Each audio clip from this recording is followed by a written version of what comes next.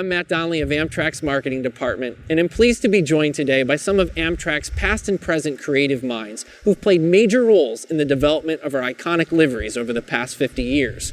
Ralph Dolinger, Cesar Vergara, and Blair sit down to talk about what goes into the creation of those liveries, from the first days of Amtrak's operation to our upcoming 50th anniversary commemorative locomotives. Ralph Dolinger was Amtrak's 7th employee, hired in March of 1971, prior to the start of operations. He worked in the engineering and design group until 1989 and is here today to talk about what it was like in those early days of the company. Lippincott and Margulies provided the graphics for Amtrak. The logo did not provide the color. They didn't provide any of the details. They provided some early supervision, I guess, for a couple of locomotives that never was utilized. It was like a black locomotive, and those things didn't exist, you know. So it was all promotional. And by the time when we got on board, Amtrak was just trying to get this. Who's Amtrak? So they had to get the Amtrak face out there, and that was it. It was quite a while later when we actually had enough people to get together to go, okay, now we got to get the equipment with the Amtrak name on it. You'll see, I've got pictures of them where they just stuck an Amtrak logo down low on the corner of the car. It was just trying to get the name out there. Amtrak started with all second-hand equipment and didn't have its own facilities or workforce to do paint work. It took years to shed the rainbow image of predecessors that gave up on passenger train service.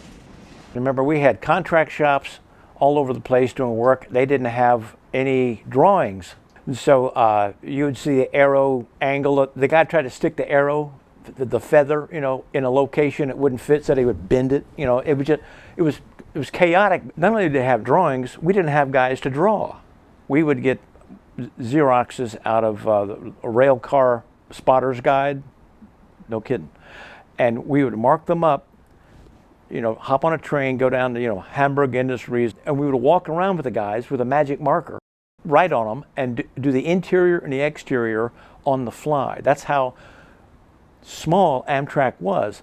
As Amtrak grew, its image evolved. Efficiencies were gained by standardizing designs and materials to better fit its diverse fleet. You know, one set of cars had smaller areas, and everything would squeak down, and then there would be a car that had a big wide area, and then the arrows would land in an odd spot, and then it just kept, this is getting worse. So as we kept evolving, we needed red, white, and blue. You've quickly gone from a hodgepodge of decals handed out, you know, for the original shape, finding it doesn't work with the equipment, then evolving a system, then working up from there. So it just kept growing.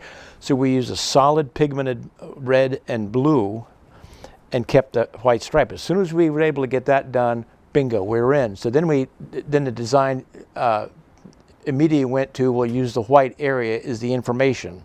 And then you had the car number and what it was, coach, diner, lounge, or something like that, at the doorways, because that's where you get in a car. Blair has an impressive 32-year career with Amtrak and is still part of the rolling stock engineering group today. As new equipment orders came in the 90s, so did new livery designs. And for the first time, Amtrak changed its signature red and blue colors. We looked at the opportunity to shift those to a truer red and a darker blue, more toward the navy. Again, looking at the colors of the flag and those being very bold colors in themselves. With all this new equipment that was going to be coming on, you know, changing away from the F-40s, which had been the stable locomotive of Amtrak for years, it was a dividing point. So we're like, we're not just going to divide with the equipment, we're going to divide with the colors and the schemes and everything. The Dash 8s, they were a freight locomotive. Very boxy, very cumbersome looking locomotive. We knew to make that thing work in our world, we need to be as bold graphically as that locomotive was coming at you. There were variations of what became the Dash 8 scheme. And it was, you know, it's like, it's not quite there, it's not quite there. And when we hit it, you know, Cesar looked at it and he said, I think that's it. Cesar Vergara, Amtrak's chief designer between 1990 and 2000, joins us to give insight on his award-winning design for the Genesis locomotives. I really wanted to come up with something that would transition very well. And I will never claim to have invented this dot pattern that goes from big to small. In my recollection, nobody in the railroad, certainly in the passenger railroads, they had not done this. And that was the idea I came up with. We working with manufacturers saying, can this pattern, they call it the fadeaway. It's like a sprinter in a marathon, he or she has crossed the line and the fadeaway dots looks like it's the ribbon that is fading in the speed of the moment. So it kind of like trying to inspire, trying to make something that people would be inspired by and think, well, that's a really nice looking feature. It absolutely met the goal of having the B end of the locomotive not mismatch to any of the heights of the car's stripes, which are at different heights. The Genesis project was monumental for Amtrak because it wasn't just a new livery being designed, it was an entire locomotive. We did different width stripes, we did different ways of treating the transition from the nose to the car body, but it all was all in the same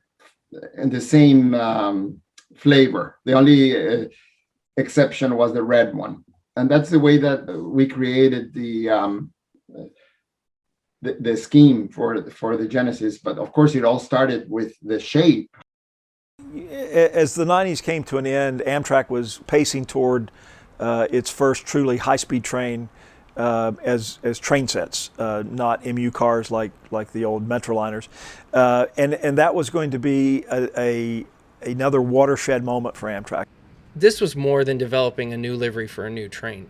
It was part of a major rebranding effort resulting in a new color palette, new fonts, the new Amtrak travel mark logo, and the creation of the word Acela, a combination of acceleration and excellence. There is no mistaking the Acela train set when you see it, or anything about it. We needed a simpler scheme to take, instead of taking Phase 5 across the country, because it was a complex and very expensive scheme to replicate across different fleets. So we developed what became the Phase 6, which was very much the Phase 4 with the new blue.